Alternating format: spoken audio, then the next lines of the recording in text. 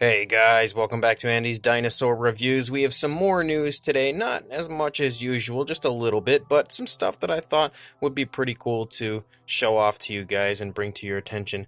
The very first thing that I have for you guys is actually something that I haven't covered up until now, but it is already available to pre-order. It is the Studios Godzilla. Now, if you know who this is actually Zilla, more so than Godzilla, but it is the Godzilla from the Matthew Broderick Americanized Godzilla film, and there is a pretty large fan base for this Zilla, even though it's not technically a dinosaur. It's, something that many people on my channel I know love and enjoy, so I really wanted to bring it to your attention to let you guys know that this is available to pre-order. When it comes to Zilla models, that's not something we get very often. This one specifically is incredibly well done, like absolutely captures the overall appearance and look of Zilla. The paintwork is phenomenal. Hopefully the paintwork on the final product will be just as nice. I'm not too familiar with Spiral Studio and their final product, so I don't know how good the actual final product will be, but as far as this goes, right now the prototype looks amazing, and it is absolutely massive, like definitely a gigantic model. So if you are interested in picking this up for yourself, I will include a link in the description to where you can pre-order this right now on Big Bad Toy Store, so make sure you check that link and go grab yourself this amazing Zilla model. And speaking of incredible models that are currently up for pre-order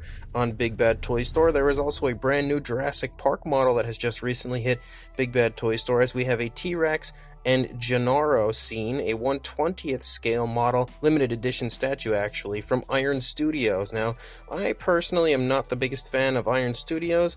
I have been let down by quite a bit of their work in the past, and I feel like I continuously see models of theirs that don't quite live up to the hype of the prototype and everything, but this does look really cool. It's something that you haven't seen very often. In fact, I can only recall one other company, which would be Cat Toys, quite a long time ago, making a model of this scene. So it is a pretty cool scene, a pretty iconic scene actually from Jurassic Park that you would think more people would create, but definitely cool to see an officially licensed version of it. And right now, as far as this prototype goes, I think it looks pretty nice overall, and definitely something that I personally would love to own, but not something that I can currently afford. So if you are interested, again, just like the Zilla statue, I will include a link in the description to where you can pre-order this right now on Big Bad Toy Store as well. I've also got a sneak peek of a model here that looks extremely cool, but we only have this one image of it. It's actually from a brand new company called Greenhouse. I don't know too much about them. I know it is a Chinese company, but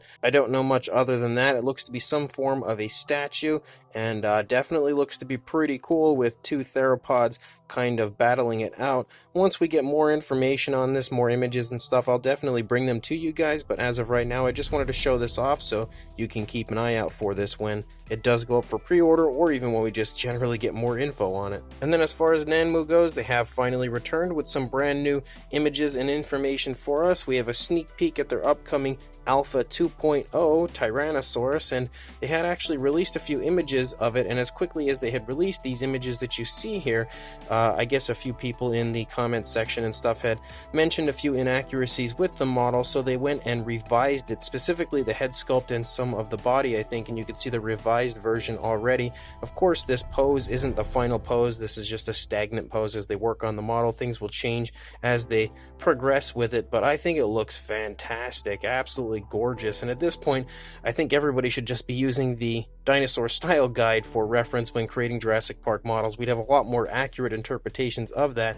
I don't know for sure if that's what they used here to capture the overall appearance of Rexy, but I think it looks great and will definitely be the definitive version of Rexy from Nanmu. Definitely will be better than their previous release, which I actually really love, but this one looks, again, about as perfect as it gets when it comes to the overall appearance of the sculpt. And then when it comes to Mattel, and a huge thank you goes out to Plush Boy Q, who had actually sent me this image, but we have kind of a sneak peek of the next round of Jurassic World minifigures, which look pretty cool. We've got an Indominus right there on the front of the box, and even though the image is a little bit blurry, it's a little hard to really see what dinosaurs we are looking at as far as what's included. It looks like we can make out a few species, like I think I see a Pentaceratops there, and obviously there's an Indominus and stuff. I don't know how many are going to be just straight up repacks. I'm hoping some are repaints.